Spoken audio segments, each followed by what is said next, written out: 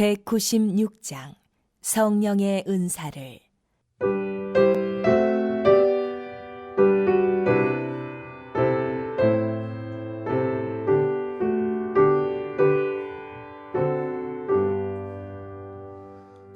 성령의 은사를 나에게 채우사 주님의 사랑 본받아 나 살게 하소서. 성령의 은사를 나에게 채우사 정결한 마음 가지고 나 행케 하소서.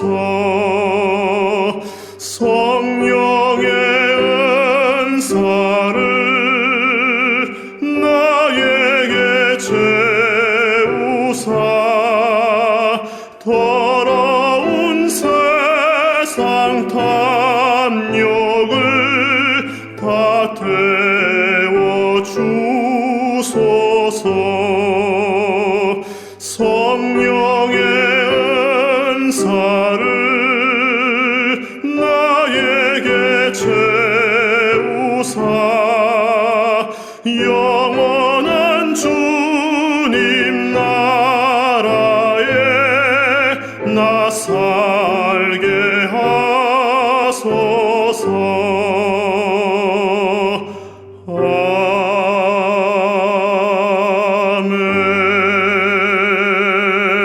아멘.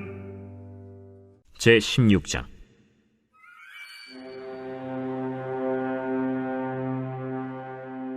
다윗이 마루턱을 조금 지나니 무비보셋의 종 시바가 안장 지은 두 나귀에 떡 200개와 건포도 100송이와 여름과일 100개와 포도주 한 가죽 부대를 싣고 다윗을 맞는지라.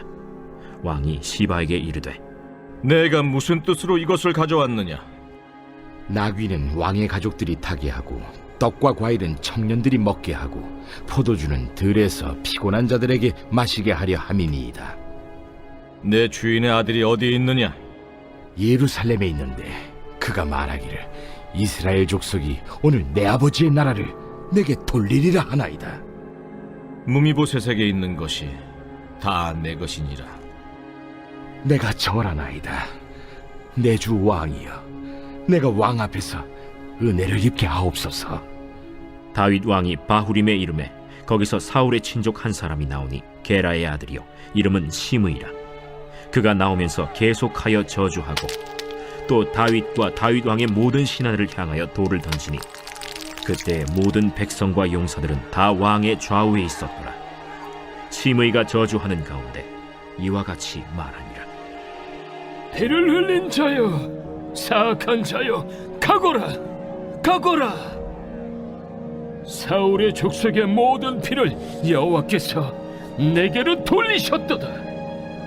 그를 이어서 내가 왕이 되었으나 여호와께서 나라를 내 아들 압살롬의 손에 넘기셨도다. 보라, 너는 피를 흘린 자이므로 화를 자초하였느니라 하는지라. 스루야의 아들 아비새가 왕께 여짜오되 이 죽은 개가 어찌 내 주 왕을 저주하리까? 청하건대 내가 건너가서 그의 머리를 베게 하소서. 스루야의 아들들아, 내가 너희와 무슨 상관이 있느냐? 그가 저주하는 것은 여호와께서 그에게 다윗을 저주하라 하심이니 내가 어찌 그리하였느냐 할 자가 누구겠느냐? 또 다윗이 아비새와 모든 신하들에게 이르되 내 몸에서 난 아들도 내 생명을 해하려 하거든 하물며 이 베냐민 사람이랴. 여호와께서 그에게 명령하신 것이니 그가 저주하게 버려두라. 혹시 여호와께서 나의 원통함을 감찰하시리니 오늘 그 저주 때문에 여호와께서 선으로 내게 갚아주시리라. 다윗과 그의 추종자들이 길을 갈 때 시므이는 산비탈로 따라가면서 저주하고 그를 향하여 돌을 던지며 먼지를 날리더라. 왕과 그와 함께 있는 백성들이 다 피곤하여 한 곳에 이르러 거기서 쉼이라. 압살롬과 모든 이스라엘 백성들이 예루살렘에 이르고 아히도벨도 그와 함께 이른지라. 다윗의 친구 아렉 사람 후세가 압살롬에게 나갈 때에 그에게 말하기를 왕이여 만세! 왕이여 만세! 하니 압살롬이 후세에게 이르되 이것이 내가 친구를 후대하는 것이냐? 내가 어찌하여 내 친구와 함께 가지 아니하였느냐? 그렇지 아니하니이다. 내가 여호와와 이 백성 모든 이스라엘의 택한 자에게 속하여 그와 함께 있을 것이니이다. 또 내가 이제 누구를 섬기리이까? 그의 아들이 아니니까. 내가 전에 왕의 아버지를 섬긴 것 같이 왕을 섬기리이다. 압살롬이 아히도벨에게 이르되 너는 어떻게 행할 계략을 우리에게 가르치라. 왕의 아버지가 남겨두어 왕궁을 지키게 한 후궁들과 더불어 동침하소서. 그리하면 왕께서 왕의 아버지가 미워하는 바 됨을 온 이스라엘이 들으리니 왕과 함께 있는 모든 사람의 힘이 더욱 강하여지리이다. 이에 사람들이 압살롬을 위하여 옥상에 장막을 치니 압살롬이 온 이스라엘 무리의 눈앞에서 그 아버지의 후궁들과 더불어 동침하니라. 그때 아히도벨이 베푸는 계략은 사람이 하나님께 물어서 받은 말씀과 같은 것이라. 아히도벨의 모든 계략은 다윗에게나 압살롬에게나 그와 같이 여겨졌더라. 오늘 함께 읽을 말씀은 16장입니다. 계속해서 압살롬의 이 반란 사건에 대한 연속 부분인데요. 전장에서 우리는 압살롬이 다윗에게 반기를 들고 반역을 일으킨 것을 살펴보았습니다. 그리고 다윗이 황급히 도피길에 오른 사실도 보여주고 있는데 다윗은 본격적인 피난길에 오르는 데 반면 압살롬은 마침내 다윗성에 입성하는 모습을 보여주고 있습니다. 본장에서는 다윗의 도피 여정 가운데 이 다윗에게 괴로움을 더해 주었던 인물들의 행보를 보여주고 있는데요. 이러한 모습들은 왜 다윗이 압살롬이 반역을 일으킨 즉시 도피하게 되었는가 그 이유를 잘 설명해 주고 있습니다. 그 중에서도 무비보셋의 종이었던 이 시바라는 사람은 다윗에게 거짓된 보고를 하죠. 먼저 1절부터 4절을 보면 시바는 각종 음식들을 잔뜩 실은 나귀를 이끌고 와서 다윗을 맞이합니다. 자, 그런데 3절을 보면 무비보셋이 다윗의 왕위를 찬탈하려 한다는 거짓된 증언을 다윗에게 보고를 하죠. 자, 그러면 시바는 왜 다윗에게 이러한 거짓된 보고를 전했을까? 자신의 종인 무비보셋의 재산을 가로채기 위함이었던 것으로 보입니다. 시바의 말을 믿은 다윗은요, 4절을 보면 시바에게 무비보셋의 전 재산을 순순히 넘겨주었습니다. 시바는 위기에 처한 다윗을 돕는다는 명목하에 다윗에게 접근을 한 겁니다. 그래서 자기 주인의 이 재산을 가로채려고 했던 것이죠. 분명 다윗은 지혜 있는 사람이었고 명철한 판단력의 소유자였을 겁니다. 하지만 그러한 다윗도 시바의 거짓말에 넘어가게 된 것은 아마도 당시 위급함과 피곤함에 지쳐있던 이 자신에게 시바가 따뜻한 위로로 다가왔었고 또 먹을거리를 그에게 제공했기 때문이었을 겁니다. 뿐만 아니라 많은 백성들이 자신에게 돌아섰지만 그렇지 않아 보였던 이 시바의 행동에 다윗은 쉽게 마음이 넘어가 버렸던 것이죠. 이처럼 인간을 아첨하는 자의 입술과 말에 언제든 넘어질 수 있는 연약한 존재입니다.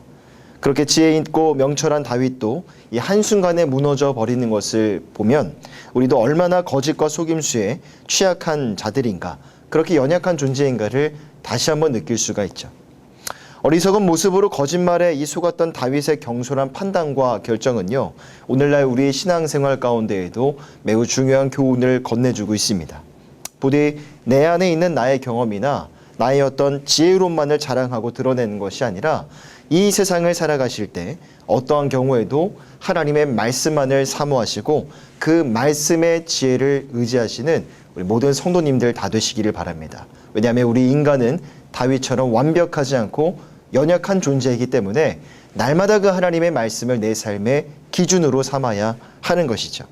그래서 모든 순간 말씀이 명하시는 대로 생각하시고 사고하시면서 또 말씀이 명하시는 대로 그렇게 나아가시는 이 새벽의 모든 성도님들 다 되시기를 축복합니다.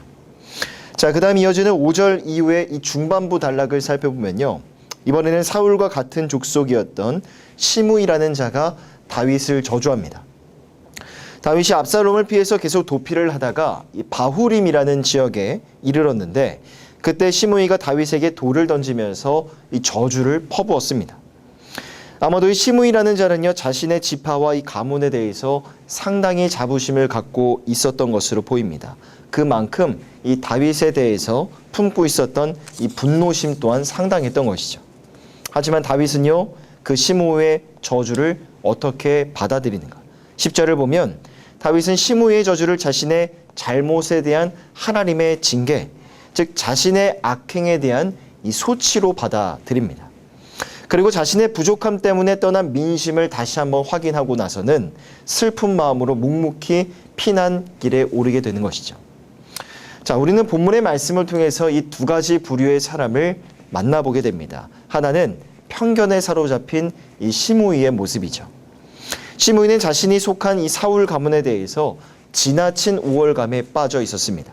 자, 그래서 그 교만한 마음으로 다윗을 미워했고 저주했으며 악한 말들을 퍼부었죠. 사울의 왕위를 찬탈했고 아브넬과 이스보셋을 죽인 살인자로 다윗을 매도하면서 8절을 보면 그를 저주하는 일에 있어서 이 거룩하신 하나님의 이름까지 악용하기도 했습니다. 자, 그런데 사실 이 다윗에 대한 시므이의 이 증오와 저주는요, 단순히 이 자기 혈통을 중요시했던 자의 개인적인 이 교만한 감정이었을 뿐 다윗과는 전혀 무관한 일이었습니다. 실제로 다윗은 시므이의 저주처럼 그가 아브넬과 이스보셋을 죽이지 않았고요. 왕위도 자신의 어떤 욕심이나 욕망에 따라서 그것을 얻어내려고 한 것이 아니라 하나님의 뜻에 따라 그에게 주어진 자리였기 때문입니다. 결국 다윗을 저주했던 시므이의 행위는 두 가지 문제에 걸려 넘어지게 됐는데요. 첫째는 다윗에 대한 무고함과 둘째는 하나님의 주권에 대한 무모한 도전이라는 이 두 가지 중대한 죄악 가운데 넘어졌습니다. 물론 시므이는 훗날 자신의 잘못을 시인하고 다윗에게 용서를 구하기도 했습니다. 하지만 결과적으로 보면 시므이는 하나님의 엄중한 심판을 피하지 못했죠. 열왕기상 2장의 기록에 보면 훗날 시므이는 다윗의 아들 솔로몬에 의해서 처형을 당하게 됩니다. 이것이 바로 하나님의 심판이었던 것이죠. 반면 본문에 나타나는 또 다른 부류의 사람은요, 바로 우리가 잘 아는 다윗입니다. 원수의 저주와 이 악한 말들을 퍼부는 상황 속에서도 그것이 하나님의 징계의 일환인 줄을 알고 겸허히 그것을 받아들였던 다윗인 것이죠. 본문의 9절과 10절을 보면 다윗은 자기 자신을 저주하는 이 시므이의 모습을 보고도 당황하지 않았습니다. 그러한 시므이를 처단하겠다는 아빗의 요청까지도 만류하죠. 그리고 이 모든 것을 자신이 저지른 범죄함에 대한 하나님의 징계라고 여기는 겸손한 모습을 보여줍니다. 다윗은 모든 상황과 환경 그리고 일의 성패까지도 주관하시고 인생의 걸음을 인도하시는 분이 바로 하나님이심을 잘 알고 있었죠. 그러므로 눈앞에 벌어지는 상황들 앞에서 당황하거나 초조해하지 아니하고 의연하게 대처할 수 있었던 겁니다. 이러한 모습이 바로 다윗이 지닌 위대한 그의 면모라고 볼 수가 있죠. 다윗은 비록 범죄하여 하나님께 징계를 받기도 했습니다. 하지만 그로 인해 낙심하기보다 더욱더 하나님의 은혜를 사모했고 하나님을 바라보았죠. 하나님의 은총을 구하는 보다 더 높은 수준의 신앙으로까지 도약할 수 있었던 것입니다. 주 안에 사랑하는 성도 여러분, 때로는 우리도 우리의 인생 여정 가운데 참으로 많은 어려움들을, 많은 고통과 고난의 순간들을 경험하게 됩니다. 인간의 타락한 이성과 지성으로 그 일에 대한 원인과 성격이 무엇인지 우리는 다 알아갈 수가 없죠. 어쩌면 이 일은 인간으로서 이 세상을 살아가고 있기 때문에 어찌할 수 없이 감당해야만 하는 삶의 문제일 수도 있고요. 또 우리로 하여금 어떠한 죄악으로부터 돌이키도록 하시기 위하여 하나님이 주시는 징계와 연단의 순간, 그러한 성격을 지닌 고난과 어려움의 순간일지 모릅니다. 전자가 되었든 후자가 되었든 분명한 것은요, 12절에 나오는 다윗의 고백입니다. 혹시 여호와께서 나의 원통함을 감찰하시리니 오늘 그 저주 때문에 여호와께서 선으로 내게 갚아 주시리라 하고라고 다윗은 고백하죠.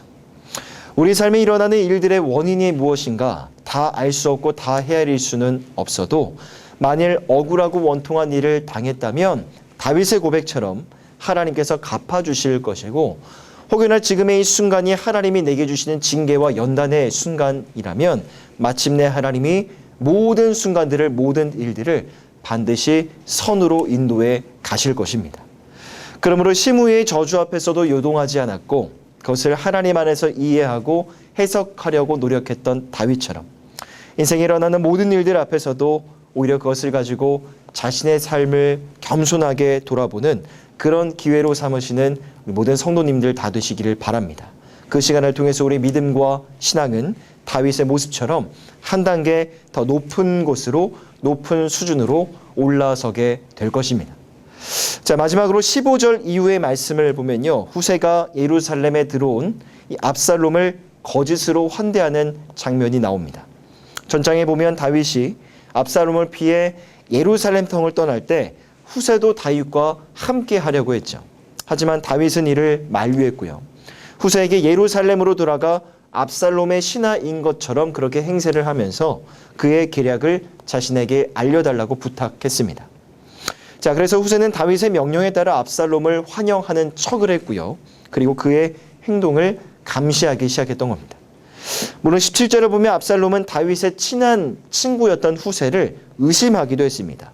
실로 후세는 다윗의 절친한 친구였기 때문에 압살롬이 자신에게 다윗에게 의심을 품는 것은 지극히 당연한 일이었습니다. 하지만 압살롬은요, 후세의 거짓된 충성에 속아 그를 자기 곁에 두는 어리석음을 범하게 되었죠. 결국 이 모든 것은 하나님이 모든 사건과 삶의 정황 가운데 그 뒤에서 배후에 역사하신 하나님의 놀라운 섭리의 결과였습니다. 하지만 그러한 결정은 압살롬에게 있어서는 매우 치명적인 결과가 아닐 수가 없었죠. 왜냐하면 그 다음 장인 17장을 보면 압살롬의 정권은 장차 후세의 활약으로 인하여 점차 퇴락의 길을 걷게 되었고 마침내 정권은 종지부를 찍게 되기 때문입니다. 우리는 오늘 본문 말씀에 나타난 이 압살롬과 다윗이라는 이 두 사람의 삶의 모습을 통해서 매우 중요한 교훈을 얻게 됩니다.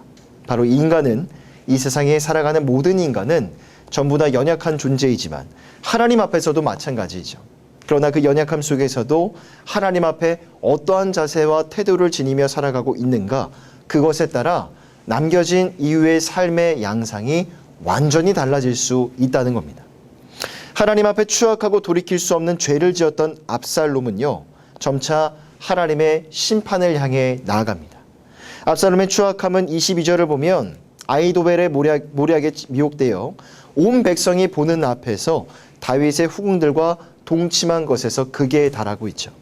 물론 근세에 이르기까지 왕의 찬탈자들이 패망한 전 왕의 처와 첩들을 취하는 것은 왕위 장악을 나타내는 표식이자 관례이기도 했습니다.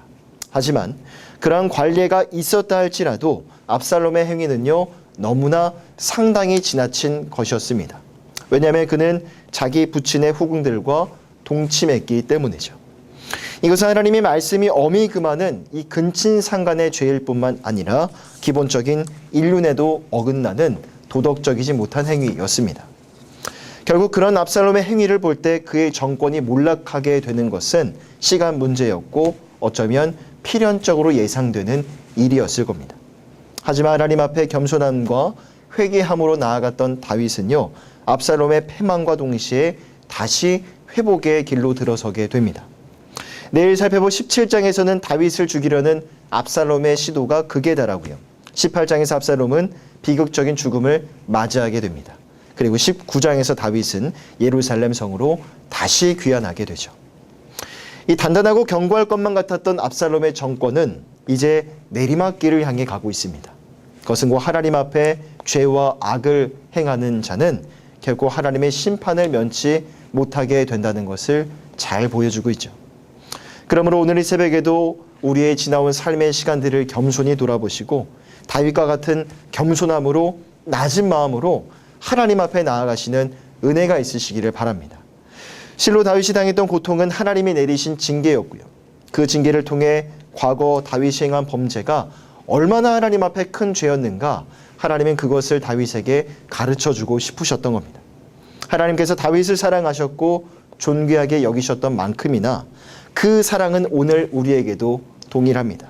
그러므로 그 사랑이 동일하다면 하나님이 다윗에게 주셨던 그 징계, 하나님이 주시는 징계와 그 징계의 의도 또한 우리 삶에 크게 다르지 않을 것입니다.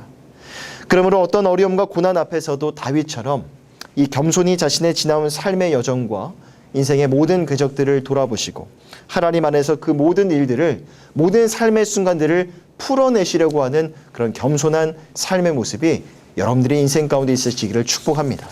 그러한 겸손한 자세와 마음가짐을 통해 믿음과 신앙의 성숙을 오늘도, 오늘 하루의 삶의 자리 가운데서도 이루어 가시는 우리 모든 성도님들 다 되시기를 주님의 이름으로 간절히 부탁드립니다. 기도하겠습니다. 존귀하신 하나님 아버지, 오늘 이 새벽에도 우리 가운데 말씀의 빛을 비춰주셔서 우리 삶의 구석구석을 바라보게 하시니 감사를 드립니다. 내가 거룩하니 너희도 거룩할지어다라는 말씀의 명령에 따라 오늘도 우리는 거룩한 삶을 향해 나아가야 되고 거룩과 성결한 인생을 살기 위해서 발버둥 쳐야 되지만 그렇지 못했던 우리의 삶을 용서하여 주시옵소서. 때로는 우리 삶의 죄와 허물들 때문에 하나님께서 주시는 징계를 경험하게 됩니다. 그러나 하나님께서 다윗을 사랑하셔서 그에게 징계를 주셨고 또한 그 징계의 목적 또한 선한 것이었던 것처럼 그 하나님의 사랑과 그 하나님이 주시는 징계 또한 우리 삶에도 동일할 줄 믿습니다. 인생의 어떤 어려움 앞에서도 그 순간 앞에 괴로워하고 낙심하는 것이 아니라 다윗처럼 더욱더 겸손하게 지나온 삶의 궤적들을 돌아보게 하시고 그것을 계기로 삼아 더 높은 신앙과 더 높은 믿음의 단계를 향해 도약하는 이 새벽의 모든 성도들 되어줄 수 있도록 인도하여 주시옵소서. 감사드리며 우리를 원하신 예수 그리스도의 이름으로 간절히 기도하오며 지금은 우리 주 예수님의 은혜와 하나님의 사랑하심과 성령 하나님의 교통하심의 은혜가 오늘 이 새벽에도 은혜를 사모하며 예배의 자리 가운데 나온 사랑하는 성도들 머리 위에 이 내가 영원토록 함께 있을지어다. 아멘.